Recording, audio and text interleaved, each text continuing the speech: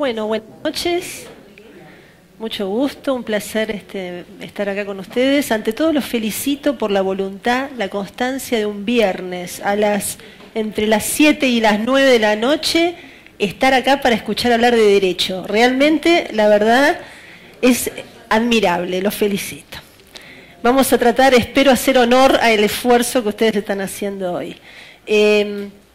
Hay dos cositas que probablemente se van a repetir las filminas con los temas que dio Martín, pero las voy a pasar muy rápidamente porque en realidad el objetivo para ensamblar el enfoque que ha dado el colega con lo que les puedo aportar yo, voy a ir fundamentalmente a un tema que no es menor y que es útil también para ustedes en su profesión, que es la responsabilidad civil.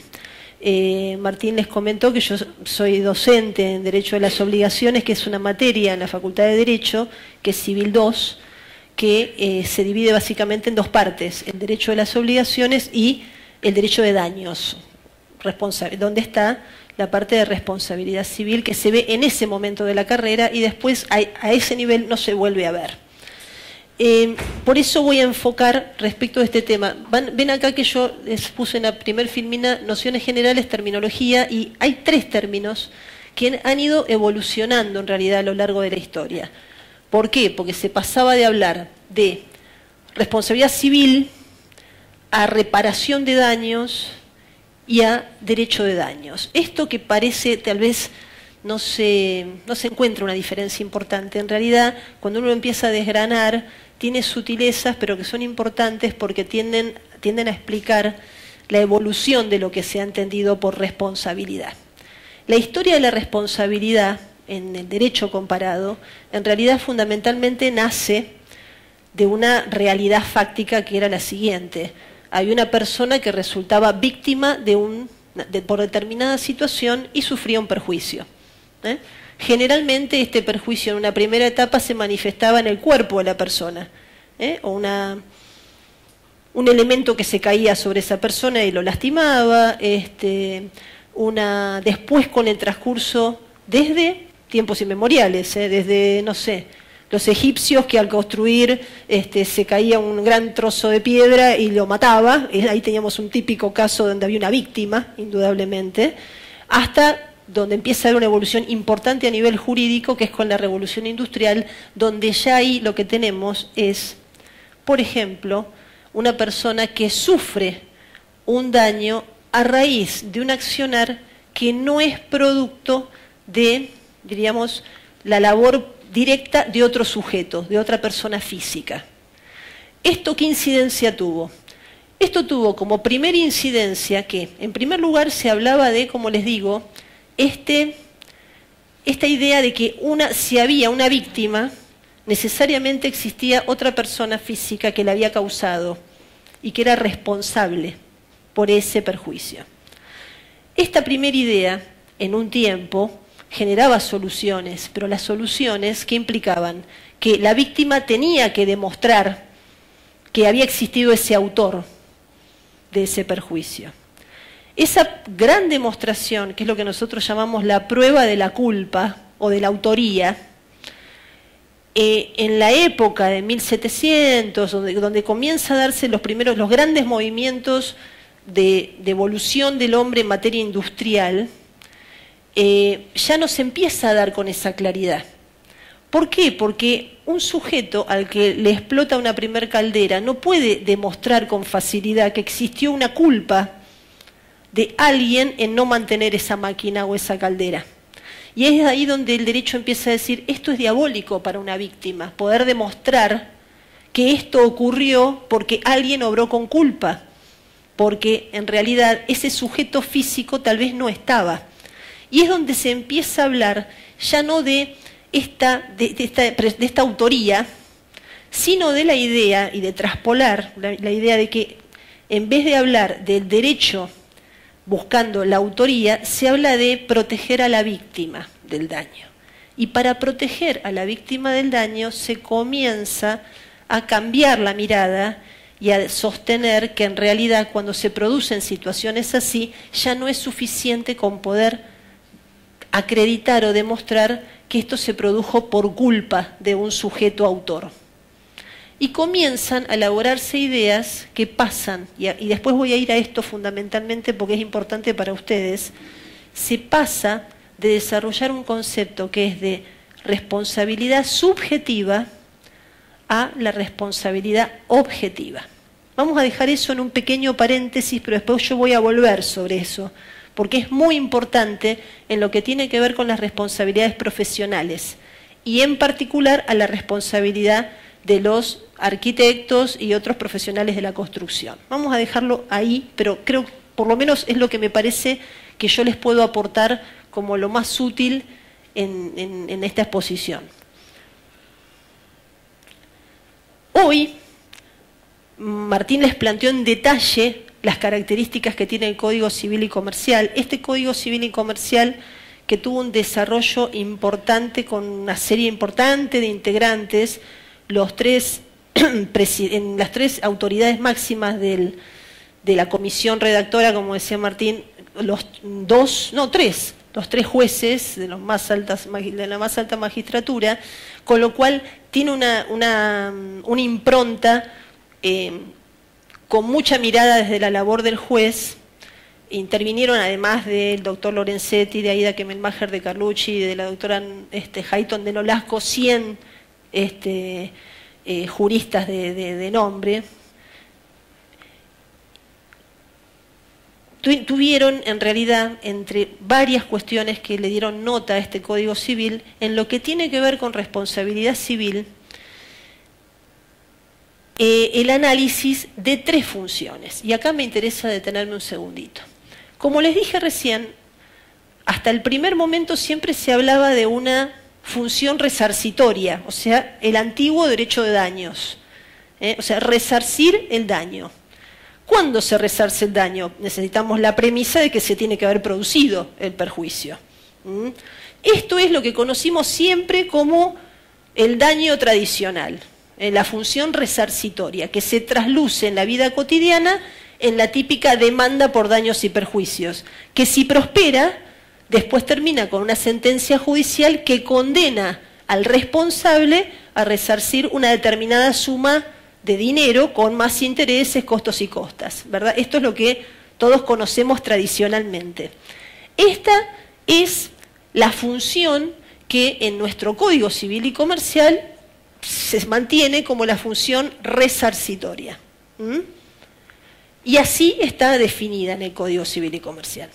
Pero no termina acá, porque como en realidad el Código Civil y Comercial incorpora tendencias que ya existían, cuando se proyecta el código, y acá les voy a hacer la salvedad, no cuando se sanciona, cuando se eleva el anteproyecto, en realidad propone tres funciones respecto de la responsabilidad civil. Además de la resarcitoria que les comento, es la tradicional, la clásica, propone dos más: la preventiva y la sancionatoria, que algunos le llaman la disuasiva. ¿En qué consiste? Y acá tenemos, la preventiva tenía como razón de ser la idea, muy desarrollada en otras órbitas del derecho y que en Argentina ya se había desarrollado mucho en el marco del derecho ambiental, y también con conceptos del derecho de consumo, por ejemplo, pero más en el derecho ambiental, que era la idea de decir no esperemos a que el daño se produzca para después resarcirlo, indemnizarlo. Generemos situaciones en virtud de las cuales lo que se puede hacer es prevenir, evitar la causación del daño. Y para eso, consideremos que también en materia de responsabilidad civil puede haber una mirada que no sea indemnizatoria, sino que sea preventiva. Esta mirada preventiva ya se había desarrollado en la Ley General del Ambiente, en normas provinciales medioambientales, en acciones que estaban previstas en el derecho del medio ambiente y que entonces tenía una fácil posibilidad de consideración. También, no es un tema menor, el artículo 42 de la Constitución Nacional también está hablando de acciones que tienden a tutelar y a evitar la generación de situaciones, e incluso la posibilidad de instaurar, vía acción de amparo, medidas para prevenir. Entonces, hasta hay un amparo constitucional, una vía que es supra a la del Código de Fondo, que es el Código Civil, que sirve como base. Y este código, en su exposición de motivos, de lo que habla también, que es un tema que está muy en boga en el mundo del derecho, a veces se habla y se confunde el concepto y entonces es como que todo se habla de el diálogo de fuentes. ¿Por qué? Porque el doctor Lorenzetti ha hablado mucho sobre esta idea del diálogo de fuentes del derecho público y el derecho privado, interactuando entre sí. A veces se habla, pero no se desgrana mucho cuál es el fondo de la cuestión del diálogo de fuentes, pero un tema que sí es importante, y más allá de este diálogo de fuentes, es de la interacción, y eso sí, entre lo que antes estaba muy separado y ahora no lo está, entre lo que tiene que ver con el derecho constitucional y cómo impacta, por ejemplo, en las normas que se han incorporado al Código Civil y Comercial. E incluso, y enganchándolo con lo que estábamos hablando antes en la exposición de Martín, e incluso con las normas que forman parte de las legislaciones locales. ¿Por qué? Y porque, no me voy a ir mucho porque quiero seguir con la línea, pero por ejemplo, hoy nosotros en nuestras legislaciones locales, municipales, en los ordenamientos, hoy no podemos prescindir de considerar los principios medioambientales, las ciertas consideraciones tendientes a evitar la generación de daños. Entonces hoy este tema de la prevención casi les diría que tiene el mismo nivel de importancia que el de la reparación. O sea, hoy está para que lo consideremos. ¿A qué me refiero con esto? Que hoy, en el marco de las obligaciones de los profesionales, por ejemplo, arquitectos, no tenemos, porque yo he revisado, no hay desarrollo jurisprudencial fuerte para decirles hay casos donde se ha resuelto esto, esto o esto, pero sí podemos considerar que puede ser tal conveniente para ustedes como profesionales considerar aquellas cuestiones que tengan que ver con yo informo esto, porque si yo lo informo, señor comitente, le estoy avisando que con esto prevengo tal situación futura, que decir no, yo no lo informo, no tengo obligación de informar en lo formal, y después si me reclaman podré defenderme, porque a lo que voy es, estemos muy atentos, porque hoy pueden usar a su favor el deber de información con la idea de prevenir, como una fortaleza, no como una amenaza. La tercera función, la sancionatoria, es una función que en realidad el anteproyecto la puso en consideración, pero la legislatura nacional, cuando trató el proyecto de Código Civil, fue uno de los poquísimos artículos que se modificaron. Concretamente se modificaron 3 o 4 artículos que no salieron. Uno fue el tema que reconocía como un derecho explícito el acceso al agua para toda persona que esté en el territorio argentino. El otro fue el tema que hablaba de la responsabilidad del Estado en esa fuerza expansiva que decía Martín del Código Civil, con un criterio razonable en cierta medida, se eliminó de la idea de que esté regulado en el Código de Fondo. Y otro tema fue ¿Cuál fue este otro tema? Eliminar esta función disuasiva, se decía, de la responsabilidad. Quedó un poquito complicado porque, como a veces pasa cuando no se modifican las cosas de manera perfecta, se sacó los 2 primeros artículos, o sea, el título de la función disuasiva y los 2 primeros artículos, y quedó uno que no lo vieron, que habla sobre la multa disuasiva, que no se modificó, entonces está actualmente a continuación de la función preventiva.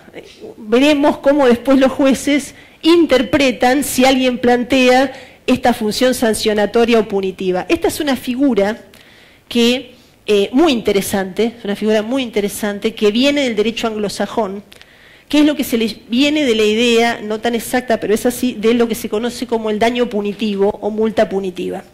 ¿Vieron cuando a veces, si prestan atención en películas del derecho norteamericano, que se habla que, por ejemplo, se aplica una multa de, no sé, 100 millones de dólares por tal tema, pero básicamente no se ha sufrido un perjuicio por esa suma, sino que lo que se busca es que, por ejemplo, la fábrica embotelladora de tal producto no vuelva a embotellar con el vicio tal que generaba una determinada intoxicación, por ejemplo, o que un vehículo, un rodado, no salga a la venta con un defecto de motor, que lo conoce, pero que no lo saca de la venta porque le sale más barato seguir vendiéndolo así que sacarlo de la venta. O, les doy otro ejemplo, lo que, por ejemplo, en los medios de prensa, si publican una información que saben que es falsa, pero la tirada de la publicación no la sacan porque le resulta mucho más barato pagar la indemnización al afectado particularmente que sacarla, y aparte ganan millones con la publicación falsa. Entonces, en esos casos, el derecho anglosajón, ¿qué es lo que hacía? Decía, no, como por ejemplo, tal revista pagando 1 millón de pesos gana igual, condenémosla a que pague 150 millones de pesos, pero en concepto de multa, y no al afectado. Ahí hay toda una discusión respecto de hacia dónde va la multa, pero es un mecanismo, el de la multa punitiva, que tienta a pedirlo y en realidad lo que busca es disuadir. ¿Pero para qué? Para que no repita la conducta. Lo que se busca no es tanto resolver esa, sino evitar la repetición. Bueno, esta figura quedó sacada, con un artículo que quedó ahí mezclado, así que, pero conceptualmente es la tercera función que hoy tiene, o podría tener, la responsabilidad civil. La preventiva, la sancionatoria y la resarcitoria, que es la tradicional, que es la que busca indemnizar el perjuicio. Bueno, acá ya les fui adelantando. ¿Por qué está la función preventiva? Tiende a evitar que el daño se produzca. ¿Y por qué? Por dos razones, de acuerdo a los autores que han trabajado en el tema. Uno, por una cuestión de costos, porque está demostrado que es mucho más barato prevenir que curar. Está demostrado en el mercado y está demostrado en el derecho. Hay un autor que se llama Guido Calabresi, que ha hecho un estudio, que ha trabajado en lo que se llama el análisis económico del derecho, que demuestra de manera empírica y con estadísticas que resulta sensiblemente más económico evitar la causación de los daños que pagar los daños una vez que se han producido, que es mucho más económico para el sistema en realidad. Y otro por una razón humanitaria, que acá esto no hace al caso, pero es una enumeración de artículos que ya estaban en el Código de Vélez, no los voy a complicar con esto, que en realidad tenían un significado tendiente a la prevención. De todos modos, igual esto solamente los enumeré. ¿Por qué? Porque también es cierto, esto es como cuando uno dice que Vélez Sarsfield, hay autores que piensan, que sostienen que Vélez Sarsfield ya había visorado la responsabilidad objetiva porque de los dueños de animales, de mascotas, porque decía que el dueño iba a ser responsable por el solo hecho de ser dueño. Si bien Vélez era muy sabio y prácticamente escribió su código a mano con ayuda, pero era un hombre visionario, algunos dicen extenderle la idea a que se pudo anticipar a la responsabilidad objetiva en estos casos es como demasiado pretencioso respecto de Vélez. En este tema hay un poco también de eso, en el sentido, hay artículos que pensaban en la prevención, pero no podemos sostener que desde el punto de vista doctrinario ya se analizaba a la función preventiva como se la analiza hoy. Sí es cierto, y por eso voy acá, que, como les decía, la Ley General del Ambiente sí fue pionera y trabajó fuertemente en generar un principio de prevención que es propio del derecho ambiental y acciones de prevención. Y sobre esta idea sí el Código Civil y Comercial trabajó en su postura. Como les decía también, atención, porque la Constitución Nacional previó en el artículo 43 la acción de amparo cuando en forma actual o inminente se lesione, restrinja, altere o amenace un derecho constitucional. Y esta acción de amparo es una acción rápida, expedita, de proceso abreviado, que en muchas oportunidades lo que tiene como primer pretensión es una medida cautelar. Una medida cautelar que lo que busca es detener o impedir el inicio de algún tipo de acto o acción acreditando que puede llegar a producir la alteración, como decíamos recién, a un derecho constitucional y podría también plantear la producción de un perjuicio cierto o inminente.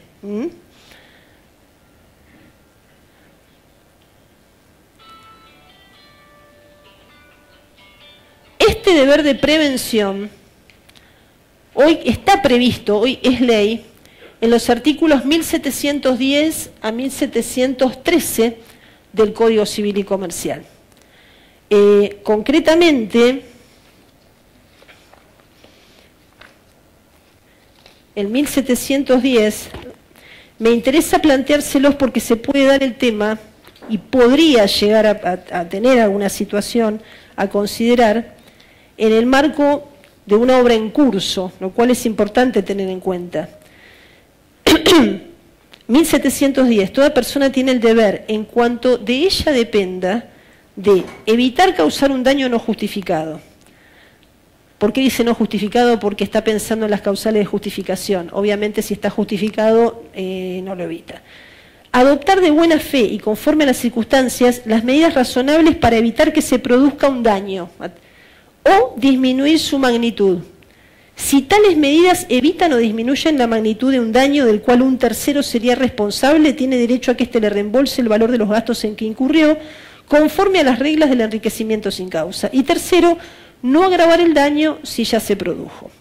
Y hay, atención, una acción preventiva que la puede pedir cualquier persona, esta acción preventiva. Está legitimado aquel que acredite un interés razonable, o sea, solamente es suficiente que sea razonable, no se le pide más. Y procede cuando una acción o omisión antijurídica hace previsible la producción de un daño, previsible, su continuación o su agravamiento, o sea, las tres situaciones, que se pueda producir. ¿Con qué carácter se analiza esta previsibilidad? Que siguiendo el curso natural de las cosas, uno puede anticiparse de que va a ocurrir. O se agrave o permanezca.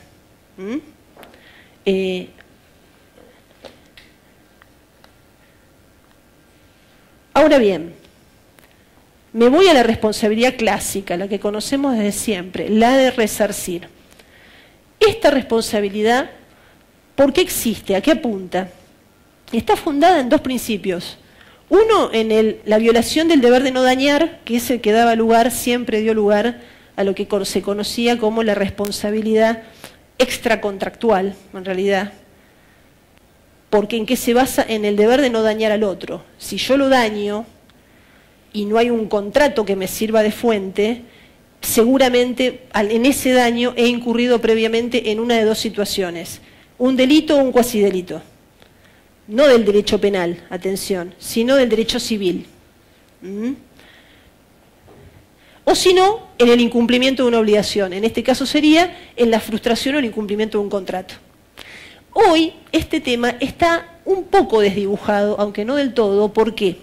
Porque el nuevo código eliminó las fronteras que antes había entre los dos grandes órbitas de responsabilidad, que era la responsabilidad contractual y la extracontractual. Con el código, hasta la modificación, teníamos dos grandes sistemas. El daño se podría haber producido en el marco de una responsabilidad contractual o extracontractual. ¿Era relevante la diferencia? Sí. ¿Saben por qué? Porque había consecuencias que eran distintas. Les voy a dar un ejemplo sencillo, pero lo van a ver. Era el típico caso que nosotros dábamos en clase de el accidente del sujeto que se subía al colectivo.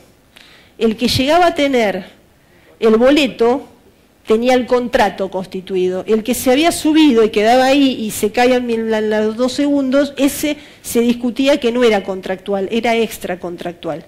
Ahora, parece increíble, pero el mismo hecho generaba consecuencias jurídicas distintas. ¿Por qué? Porque si era contractual, el plazo de prescripción era diferente, tenía 10 años para demandar, mientras que si era extracontractual tenía 2 años para demandar. Si era contractual, la extensión del resarcimiento alcanzaba más consecuencias, entonces se podría reclamar más daños, y si era extracontractual, la extensión del resarcimiento se acotaba. Como ven, entonces se hablaba de la injusticia de la división. Esa injusticia de la división generó que en el Código Civil y Comercial no está más esta división. Entonces se habla de una responsabilidad que tiene plazos de prescripción únicos y extensión de resarcimiento respecto a este tema también únicos. Lo que no quita, atención, que siga existiendo una responsabilidad derivada del incumplimiento de un contrato y una responsabilidad derivada de la generación de un delito o de un cuasidelito. ¿Por qué me importa resaltarles esto? Porque en la mayoría de los casos ustedes van a estar vinculados por una relación contractual, en gran parte de los casos.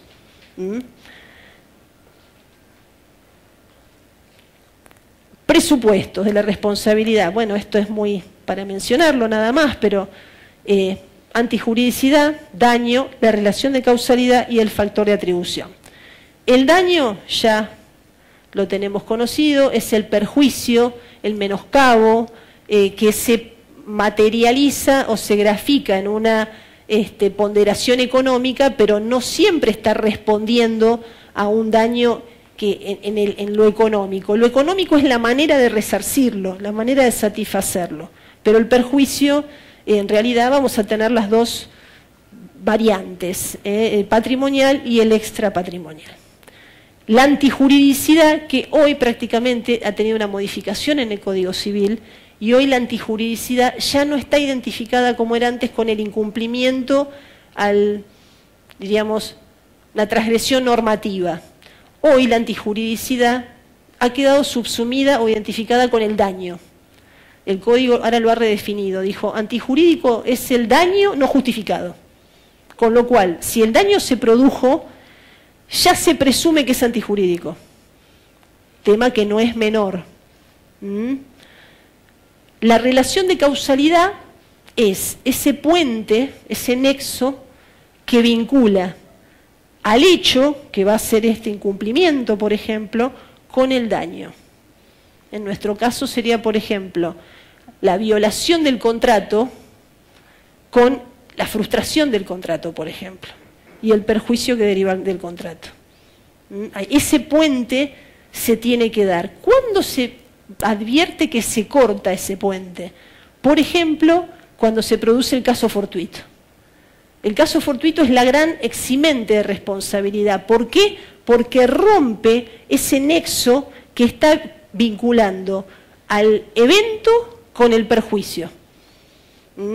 Por eso es que tiene esa potencia para romper la responsabilidad. Porque tiene que haber causalidad para que pueda haber responsabilidad. Y por último, el factor de atribución.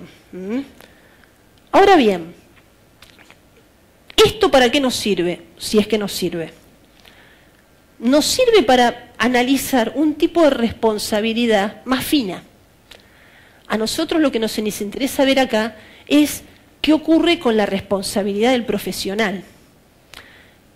Hay dos tipos de responsabilidad. Una responsabilidad, diríamos, común, ordinaria, en la que podemos incurrir cualquiera de nosotros, pero con abstracción de nuestro rol como profesionales, que es una responsabilidad que se produce si se dan estos presupuestos, pero en un marco en el que no se ha tenido en cuenta para la actuación de nosotros ninguna cualidad especial. En cambio, hay otro análisis de la responsabilidad, que es cuando, en realidad, cuando se le exige o cuando se ha generado un vínculo por el cual dos personas interactúan de manera tal que una de ellas no habría generado un vínculo, por ejemplo, contractual con alguien, de no haber considerado ciertas cualidades que ese sujeto tenía. Por ejemplo, ¿tu nombre? David. Por ejemplo, en el caso de David, sos arquitecto. Si un sujeto contrata contigo y considera particularmente el hecho de que David es un arquitecto X que le ha gustado determinado estilo de cómo obra, no cabe duda que en esa relación contractual, una de las cosas que ha definido ese marco de contratación es la particular condición que respecto del sujeto David le está mostrando. ¿Me siguen? Es lo mismo que si un sujeto me viene a ver a mí para pedir un asesoramiento, me está viendo porque lo que le considera que es útil es mi rol o lo que le puedo aportar en mi rol como abogada. ¿Me siguen? Aquí hay un análisis más fino. No es la misma responsabilidad que la de que va y compra en un kiosco un producto que lo compra en cualquier... No espera que le venda una golosina mejor que la del otro kiosco. ¿Me siguen? Aquí hay otro tipo de elementos que generan esta relación, por ahora llamémosle cliente profesional. Y esto jurídicamente, ¿dónde reposa? Reposa en una idea que ya la tenía Vélez, cuando Vélez decía, a mayor conocimiento que se tiene de las cosas, mayor es la responsabilidad derivada de sus actos. Entonces, a todos nosotros como profesionales nos ponen un rol de mayor exigencia. Y ahora vuelve esa idea. Lo que Vélez decía así se mantiene acá, en el 1725 del Código Civil y Comercial, donde dice, a mayor deber de obrar con prudencia y pleno conocimiento de las cosas, mayor es la diligencia exigible y la valoración de la previsibilidad de las consecuencias. O sea, no los quiero asustar, no es mi intención. Mi intención es que estemos informados. ¿En qué sentido? Nosotros tenemos que saber que tenemos un deber de diligencia mayor. A eso se suma que tenemos profesiones que tienen una serie de regulación, un sistema de matriculación, o sea, el Estado delega en los colegios profesionales también un esquema de contralor. Entonces, en ese sentido, estamos más autoexigidos y exigidos por esta, diríamos, responsabilidad con una idea de una exigencia especial. Habiendo aclarado esto, vamos a ver en líneas generales cómo se define una profesión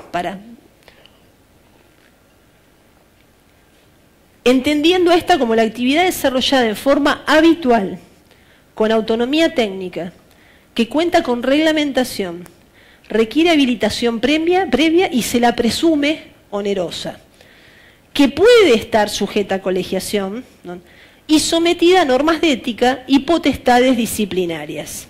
Ahora, en ese marco tenemos la culpa profesional. Esta culpa profesional, acá yo le hago una autocorrección. Si bien decimos negligencia, imprudencia o impericia, en realidad estas tres manifestaciones de la culpa, la que más aplica la culpa profesional, si bien podría ser también la negligencia, es la impericia. Porque en realidad, en el marco de la, diríamos, de la labor profesional, lo que se nos exige es que obremos con pericia, entendiendo el conocimiento en el arte o profesión en cuestión. Podríamos ser también negligentes, no digo que no, si omitimos las debidas diligencias en el cumplimiento de la labor, de la profesión. Esa, diríamos, es la manifestación por omisión, la negligencia. Pero si estamos haciendo algo mal porque no lo sabemos hacer, esa es impericia.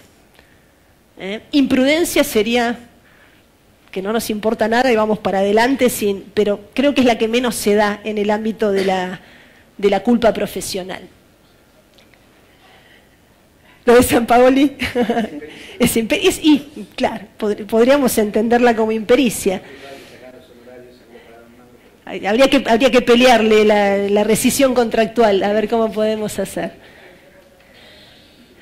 En ese sentido, y ahí me voy al nudo de lo que me interesa por lo menos aportar desde acá, como decía Martín, tenemos dos tipos de contrato, el contrato de obra y el contrato de servicios. En el contrato de obra, ya lo vimos, lo que se compromete es un resultado eficaz, reproducible o susceptible de entrega. Mientras que en el de servicios, el objeto contractual es brindar una obligación de hacer, generalmente, que consiste en realizar cierta actividad independientemente de su eficacia. Esto es importante, porque acá el punto es que en el primer caso nos comprometemos a un resultado, mientras que en el segundo nos obligamos a realizar una actividad, cumplimos con esa actividad, pero no necesariamente, no estamos comprometidos a poder lograr el resultado. Generalmente porque el tipo de actividad que hay que hacer no siempre garantiza ese resultado. Esto es fundamental. ¿Por qué? Porque ¿cómo lo medimos para nuestro tipo de responsabilidad, el que les ocupa a ustedes? Si bien, y esto es importante, si bien en materia de responsabilidad profesional, de acuerdo al nuevo artículo 1768, que lo puse acá al final, como principio general la responsabilidad es subjetiva, ¿qué significa que sea subjetiva? Significa que reposa en la idea de culpa. Como principio general la responsabilidad profesional es subjetiva.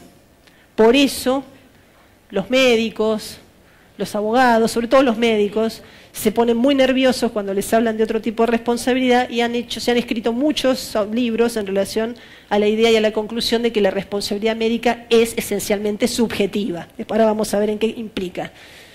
Pero, acá dice el mismo código, excepto, y esto le juega a las responsabilidades de los profesionales de la construcción que han quedado con una exigencia muy fuerte, excepto que se haya comprometido un resultado concreto.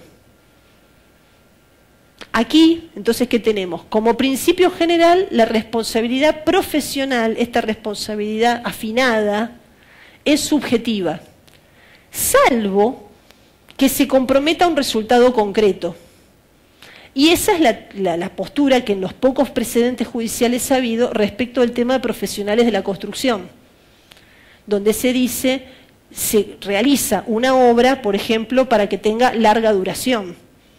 Entonces, en ese contexto, lo que se está comprometiendo es un resultado concreto. No se está poniendo toda la diligencia para realizar la mejor prestación sin garantizar un resultado. El edificio se construye para que no se caiga. Se tiene que hacer un cálculo de estructura para que no se caiga. Los materiales tienen que ser de buena calidad para que, ¿me siguen? Entonces, en cambio, para que veamos la diferencia, en cambio el médico, como dice el doctor Zanoni, no puede garantizar la curación. Aunque el paciente se lo pida y aunque el paciente espere en su fuero íntimo que lo cure. El médico lo que debe hacer es poner todo su conocimiento, su sapiencia y su idoneidad y su energía para llegar al mejor resultado, pero no puede garantizar la curación. Con los abogados pasa algo intermedio, por ejemplo, el abogado no puede, de hecho por normas de ética profesional tampoco puede, comprometer el resultado. No le puedo decir a un cliente, usted el juicio lo va a ganar. O no puedo decirle a un cliente deudor, no te preocupes que esto no lo vas a pagar. No puedo ni debo. Lo que sí, porque interfieren muchos elementos, muchas variables. La decisión del juez, la labor de la contraparte, la prueba que se produzca, la documentación que se presente. Lo que no quita, dicen muchos autores, lo que no quita que yo en el medio no tenga pequeñas obligaciones de resultado. O sea, si bien el juicio es largo y yo no puedo garantizar que se va a ganar, eso no quita que yo no tenga que contestar la demanda dentro del plazo, no tenga que ofrecer toda la prueba, no tenga que ir a todas las audiencias para no dejar indefenso o no hacerle perder chances a mi cliente, no tenga que apelar si la sentencia ha sido desfavorable e ir a todas las instancias posibles. ¿Me siguen? Algunos autores dicen, atención, si bien la obligación del abogado es de medios, hay, decía el doctor Alterini, hay mini obligaciones de resultado. Podría hacerlo si se acredita una cosa.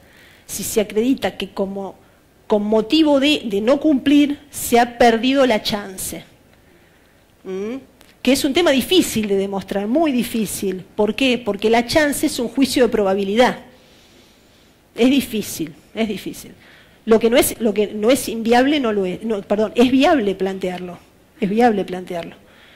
Se vería claramente si, por ejemplo, el profesional no apela y le hace, independientemente que no se sabe cómo podría haber resultado el fallo de la segunda instancia, no hay duda de que se ha perdido la chance. Entonces, lo que se podría reclamar es el valor de esa chance. Difícil de cuantificar para un juez, pero no es imposible.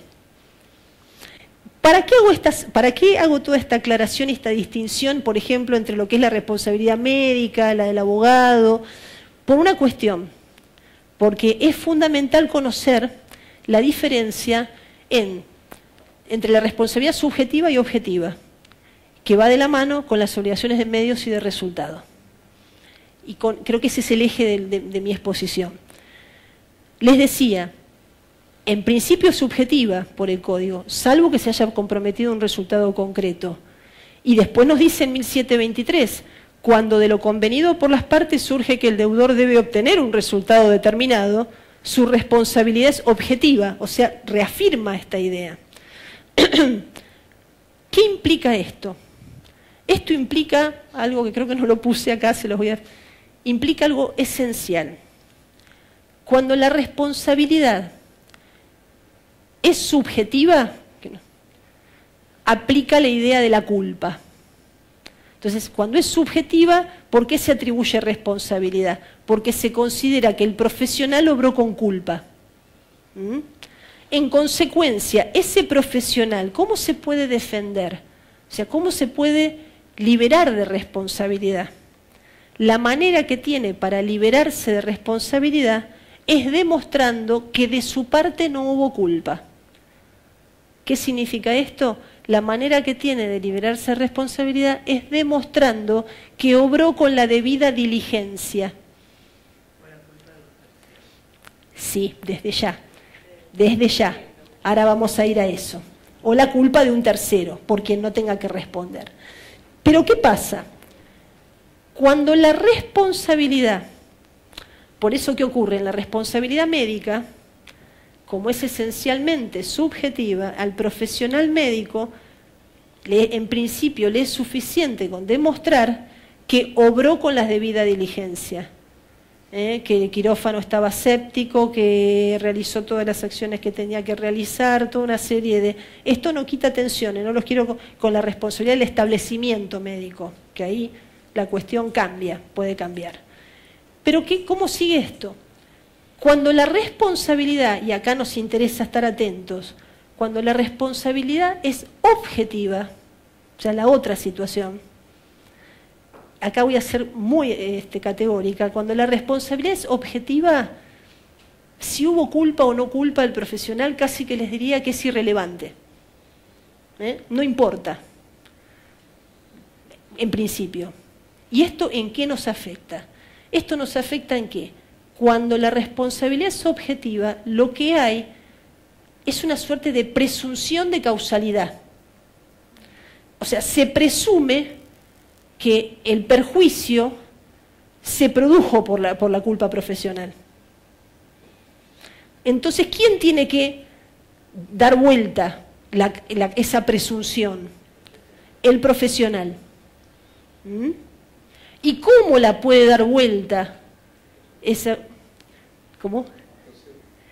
Bueno, ahí va. ¿Cómo se da vuelta? ¿Cómo se desvirtúa la carga probatoria? Demostrando, como les dije hoy, la ruptura del nexo causal. Ese puente lo tienen que quebrar. ¿Cómo se rompe esa ruptura del nexo causal? Demostrando lo que se llama el caso fortuito. Algunos le llaman la causa ajena o el hecho de un tercero.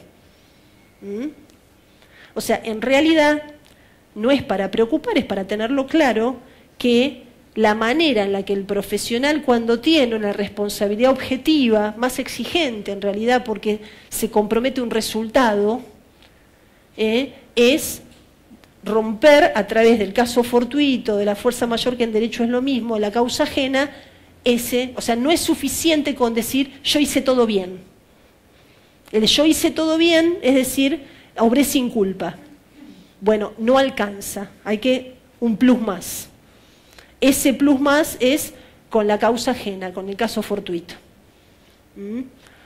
Después vamos a ver qué tips que podemos tener para fortalecernos con esta idea de preservar, de trabajar tranquilos, pero de tener algunos elementos más para proteger nuestra responsabilidad. Bueno, vimos acá las cosas que habíamos visto, Martín había planteado, ya había enumerado las obligaciones que tiene el contratista en el contrato de obra. Están también transcritas, así que no las vamos a repetir, pero vean esto, hoy le damos relevancia a algunas palabras que están acá. Una de acá, informar al comitente. O sea, hoy el deber de información al comitente adquiere mayor relevancia, no solo por esto que les comenté, sino también, por ejemplo, porque podrían encontrarse con alguna situación en la que después les plantee a algún cliente la invocación de las normas de defensa del consumidor en el marco de un contrato. Y atención, porque en realidad la justicia está muy proclive también a tomar la posibilidad de encuadrar un reclamo sobre las normas de defensa del consumidor. La aplicación del sistema consumeril también lo que genera es una inversión de la carga de la prueba de parte del afectado en este caso, a favor del que reclama. Con lo cual ahí adquiere relevancia todos los elementos que ustedes puedan acreditar de información previa. Entonces ahí es un elemento, sumado a que un reclamo por defensa del consumidor le es gratuito al que reclama. No tiene que pagar tasa de justicia, tiene acceso a la justicia con plazos más rápidos, así que es un tema a considerar. Aquí también, conocimientos razonablemente requeridos por la ciencia y la técnica correspondiente a la actividad. Entonces, me exige como profesional estar atento a que el contrato se ejecute conforme a lo estipulado y a los conocimientos que razonablemente requiere el arte, la ciencia o la técnica para esa actividad, que no necesariamente pueden ser los conocimientos que yo uso. Entonces, atención, o sea, tengo que estar ayornado a lo que para esa actividad hoy se está utilizando. O sea, no son criterios subjetivos, son criterios que tienen una objetividad.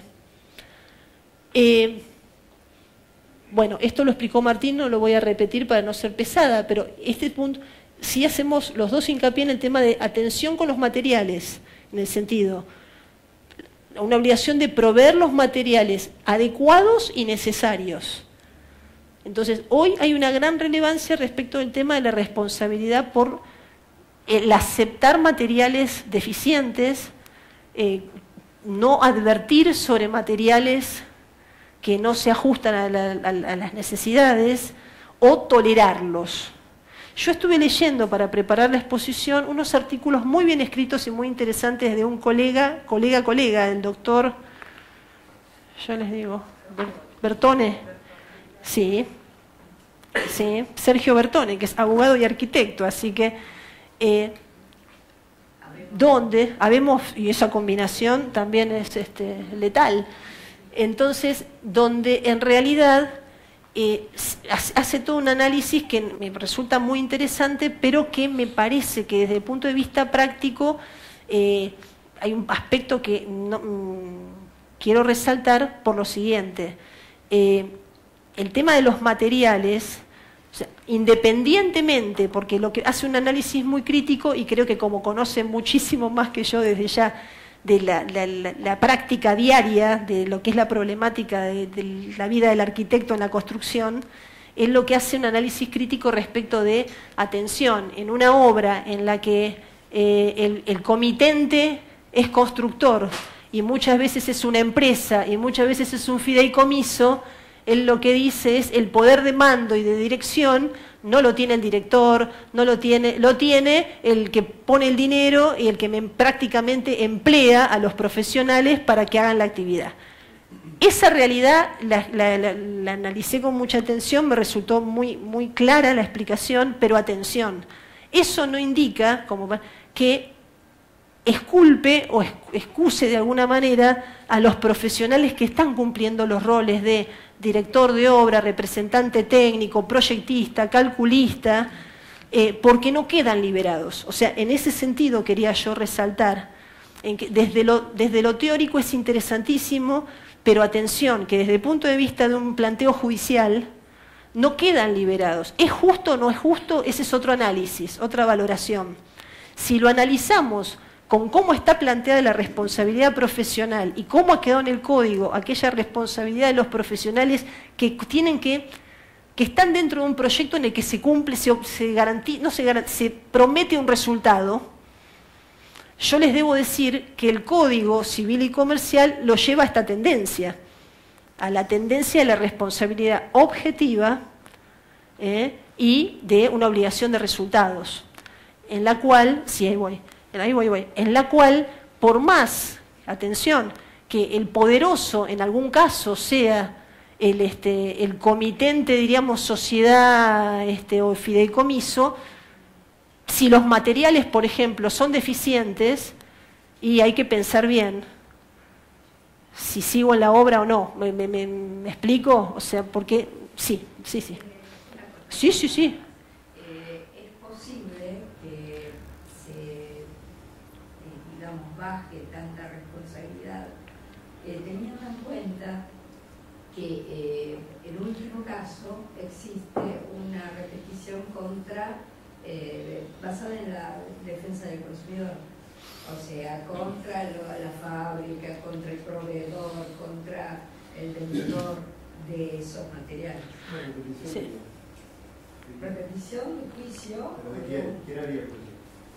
El que estaría en posición de que lo estén acusando de algo que realmente puede él vincular. ¿Quién es el tercero que provee los materiales no adecuados o no pedidos de tal manera con la responsabilidad de esa, con la garantía que debe tener un material avalada por una fábrica determinada o por una marca determinada, una calidad determinada?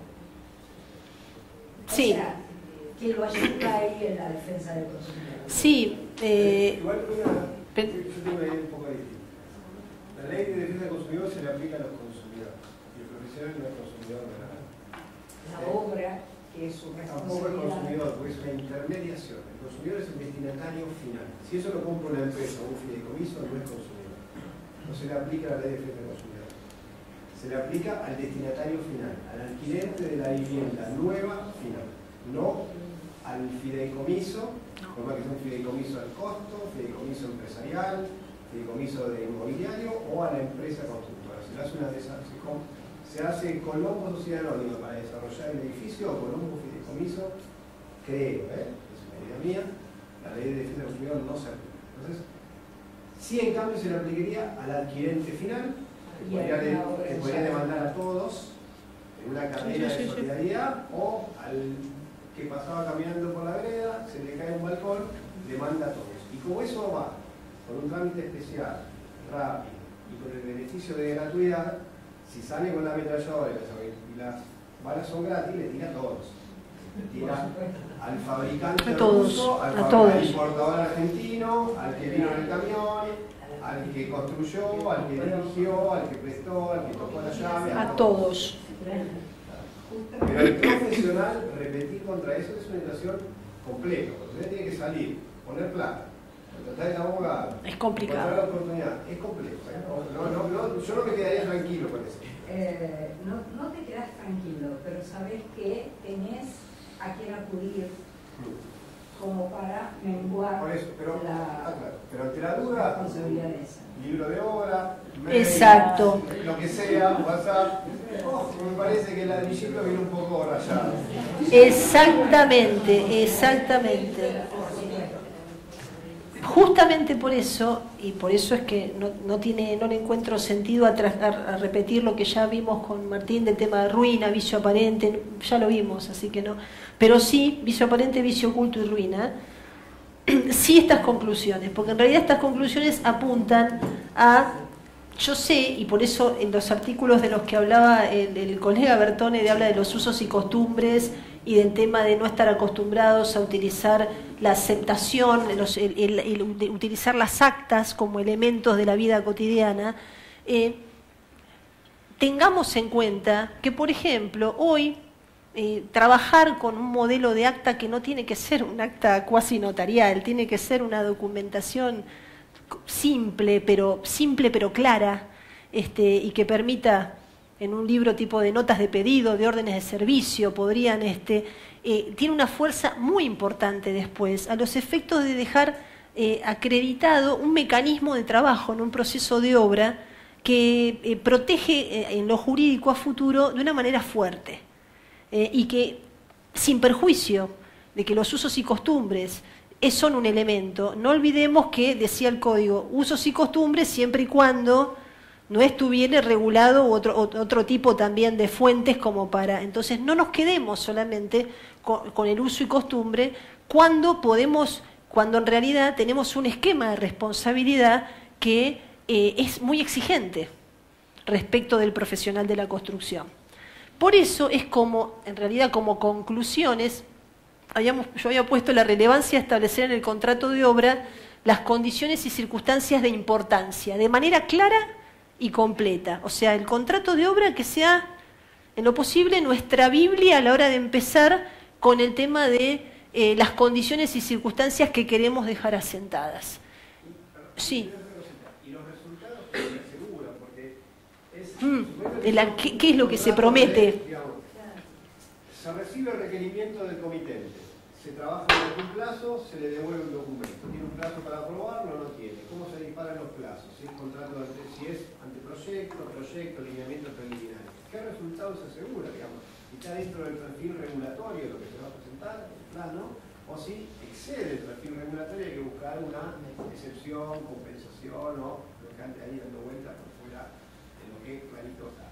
Si hay cuestiones sujetas a interpretación, porque hay a veces funciones que aseguran, en esta zona, R4 asterisco, Mar del Plata, te aseguro esto, bueno, hay bordes ahí que están sujetos a interpretación municipal, y la municipalidad a veces interpreta selectivamente, a veces casualmente, ¿no? Hay un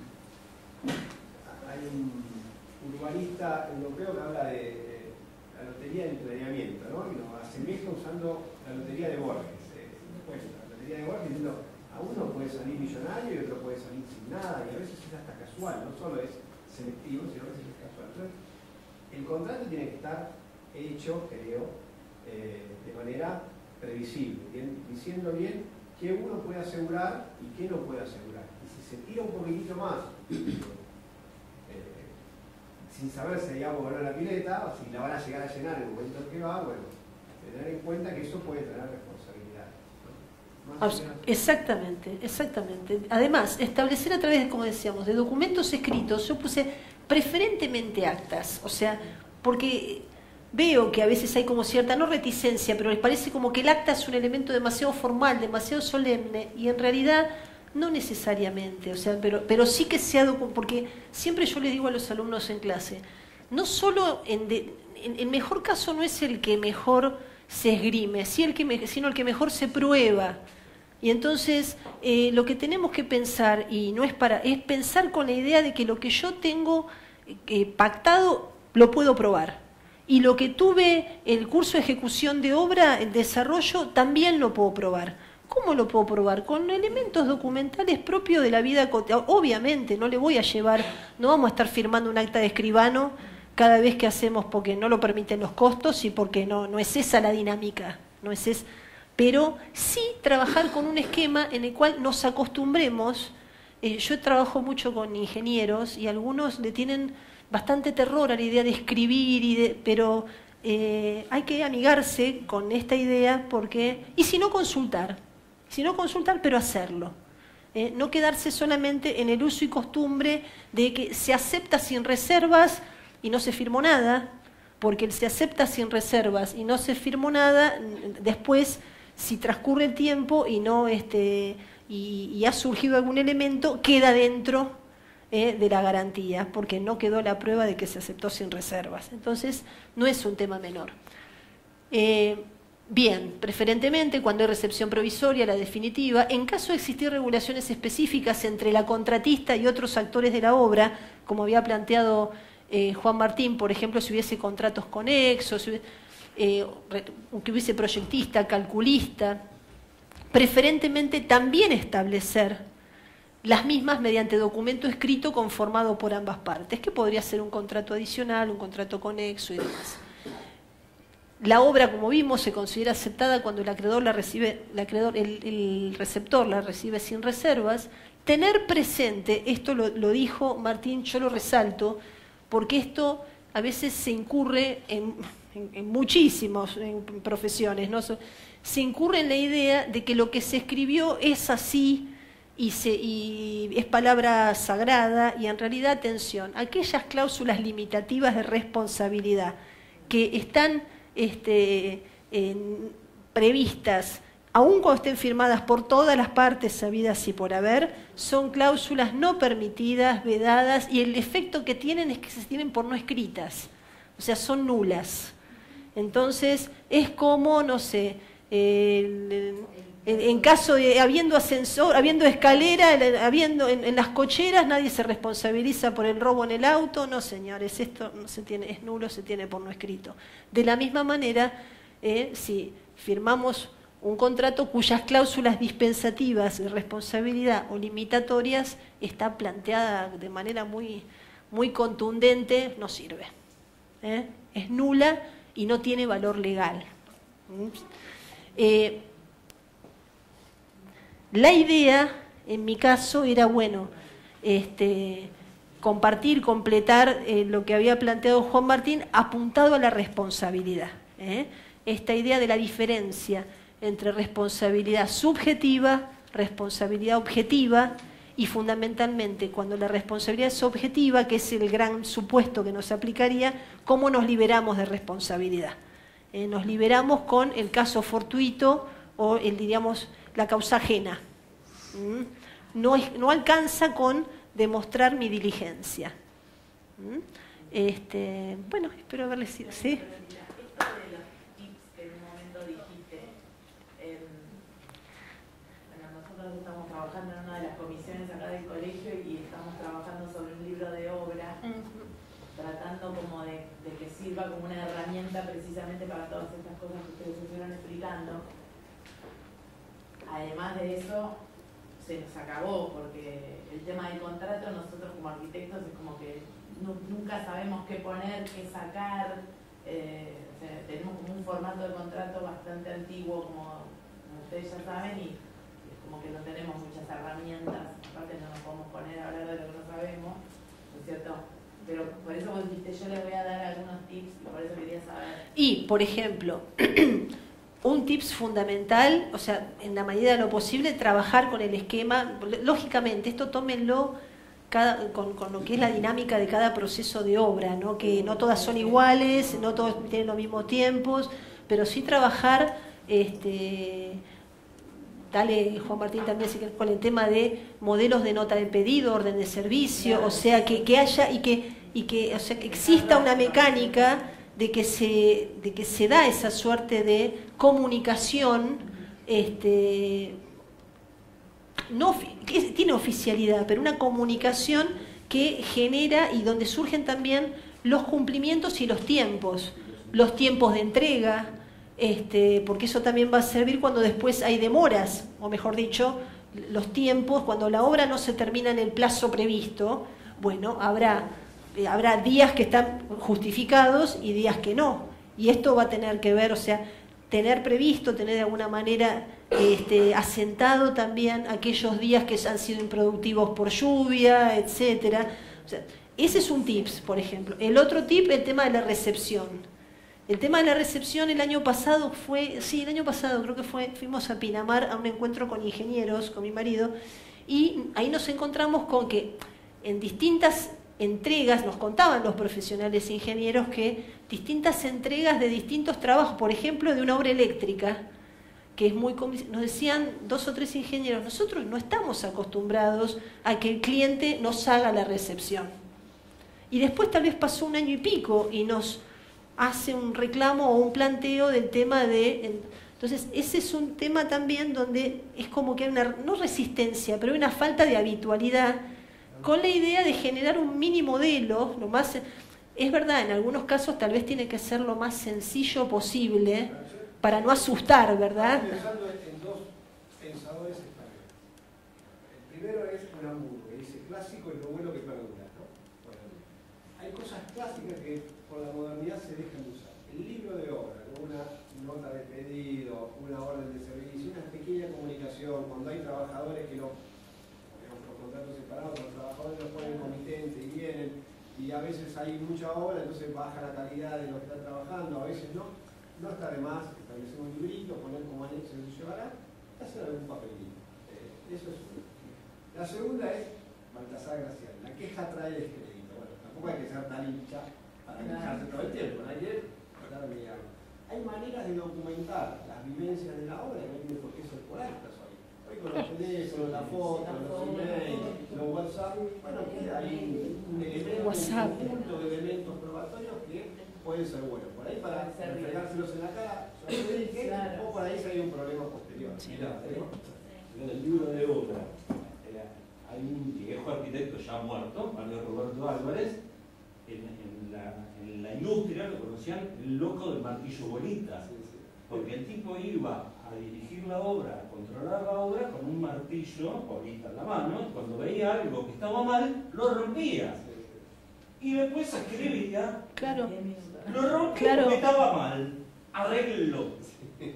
¿Entendés? Sí, sí, sí, sí, sí, sí. Es crudo, pero el tipo tenía una reputación que... Esa me parece que es dos cosas. La otra, tener en cuenta la incidencia hoy negativa, a mi juicio, de los organismos estatales, ¿no?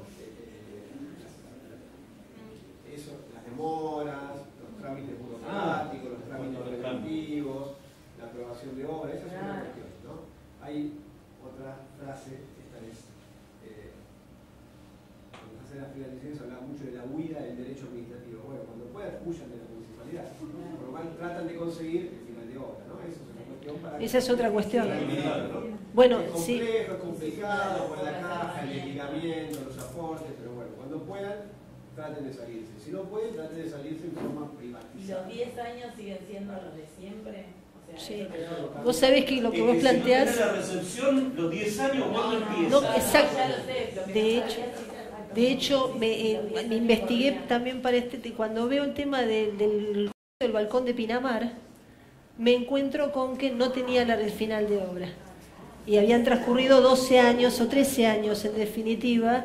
Entonces, esas cosas, y es lo que dice, lo que plantea él, trabajar, ahora hay muchos mecanismos. Me tocó hace un año y pico ver un expediente de la municipalidad por un tema que había surgido, pero del año 30, de 1930, donde en realidad no era inspector de obra, era una suerte de inspector municipal, pero están los documentos, labraba una serie de actas de visita que hoy serían excelentes, o sea, es superador de lo que buscamos hoy. Habría más tiempo tal vez, ¿no? Pero en Buenos Aires expedientes con la libreta de obras se llamaban, donde el inspector decía el hierro de la losa tal está mal doblado. Claro. Y volcarse en el plano conforme a obra. Gracias. Y hoy es pensar eso de futuro. Bueno, muchas gracias. Gracias. Un gusto.